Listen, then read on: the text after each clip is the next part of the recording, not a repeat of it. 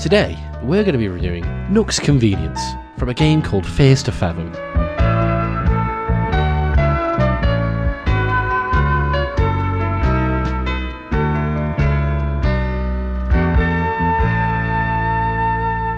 Don't click away, trust me. You are about to experience some of the best convenience store in-game shopping you've ever seen in your entire life. So let's start where we usually do, with a cheeky vibe check.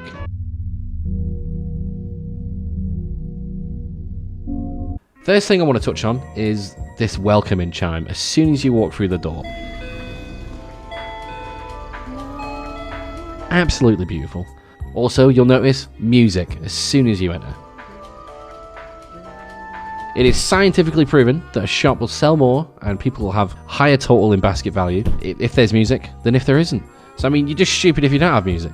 Now the staff, he's friendlier than my nan with a tray of lasagna. Always got a smile on his face. Always. Even when I spend 20 minutes throwing stock at him. That's dedication right there. Or mental illness. One or the other. The lighting in this place is intense, to say the least. Some of the walls are brighter than King Neptune's scalp. Also, you can interact with pretty much anything in this shop. I mean, Exhibit A. You can actually pick up a basket and just go around and chuck stuff in it. This is very detailed for just a small portion of a much bigger game. Oh, it's just absolutely amazing atmosphere. For a horror game, you don't expect a hidden gem like this, do you? 10 out of 10 for Ambience. If the scale went any higher, I'd give it more.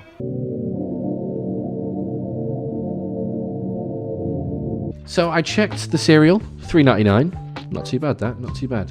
Then I checked the beans, $3.99. Pretty expensive for a tin of beans. Then I checked some pop, $3.99. Everything's $3.99. I mean, which is good if you're buying, you know, a big crate of beer. Not so good if you're buying a single tin of beans. Bit of an odd choice by management there. And even though the prices might be off, the stock is not. This guy's got it all. He's got noodles, he's got cereal, he's got mayonnaise, he's got watermelons on the edge of the shelf for some reason. Well, I'm going to touch up on that in a minute. Don't let me forget the watermelons. And it's all stocked to the brim. It's fucking almost coming off the shelves. It's that stocked, boys. So I'm giving this one, I'm going to give him a 6 out of 10. Mainly for stock. The prices are a bit fucking weird. Whoever priced this place up was just fucking pure lazy. Very moist. For one employee, again, I mean, this is the third place I've done now. They've all just had one employee. The management in these places, maybe I should do like a management check, you know? Give like a management rating. This fridge, have you seen this fridge? Oh, mate, look at that. That's delicious. Oh, look at that little bit on the end. That is just, that to me, that little bit there, that adds a little bit of character to the store, That's a cheeky little detail. That honestly, that got me a little bit hard. I know you don't want to hear it, but just that little bit of detail, man. There is some areas that could do with some work, but it is 9:22 p.m. and there's already 4 customers in here, like, messing up his shelves, you know?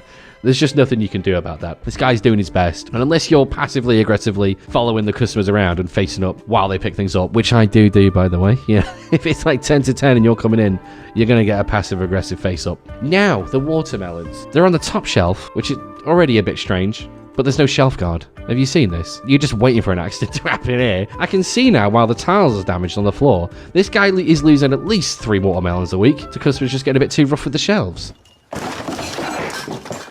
I feel like even if I sneeze too hard, one of these watermelons is going to fall off and break my big toe. And there's an easy way to stop it. Little plastic barriers on the front. I'm pretty sure most shops get them sent in. This is just bad stock implementation right here. And it's going to cost them a few points. Also, this beer section is giving me anxiety. Is that a fucking crate on the shelf? That can't be regulation. Fuck me. So, I'm going to give him a 7 out of 10. Alright? Because this is the facing up. After all, I went into a bit of a rant there. A lot of my issues could just be chalked up to a solo worker on a busy evening.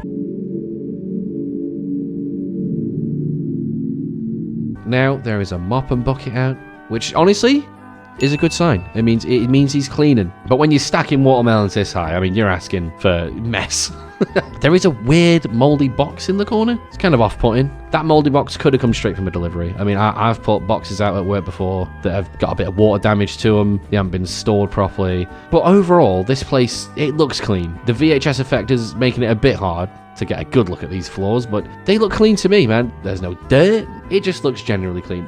This floor is glistening. I'm going to give it an 8 out of 10 for hygiene. It's generally tidy and clean. You've got to be fucking absolutely spotless if you want a 10. And the fact he has left the mop and bucket just out like that, I mean, you shouldn't really be leaning the mop on the shelf, honestly. Most buckets come with some kind of grip to put your mop in, so you're not doing stuff like that so it doesn't fall over and hit someone.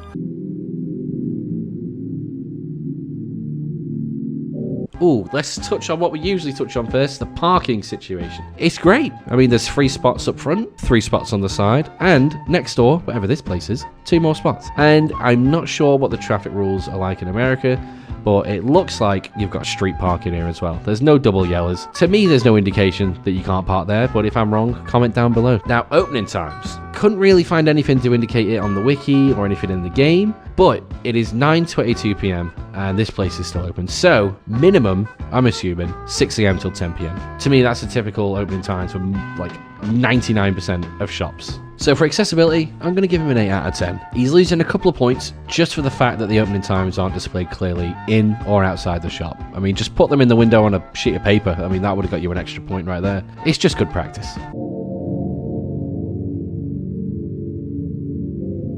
So, in conclusion, this place gets a 39 out of 50, which gets him a nice solid A+. That is absolute. I think this is the highest rating we've given yet. Things to improve upon. Get some shelf guards. It will make your jobs, honestly, easier in some ways. It's mainly to stop mess, like stuff falling off the shelves, but I tell you, I get so angry some days at work. There's a shelf guard and the thing just doesn't fit in properly. It can get infuriating, I know. But even just for the watermelons, stuff that's going to cause... If you're putting watermelons on the top shelf, prepare for some damage. You know, prepare for them to roll off. They're a very unstable shape. They're round. They're basically a football. Sort your prices out. You can't just stick $3.99 in front of everything and call it a day. All right, that is just bad for business. And clearly display your opening times. You do all these 3 things, I guarantee you'll be getting an S rating soon enough. So keep it up, boys. Keep up the good job, boys. And I'll be back to inspect in a few months. Yeah.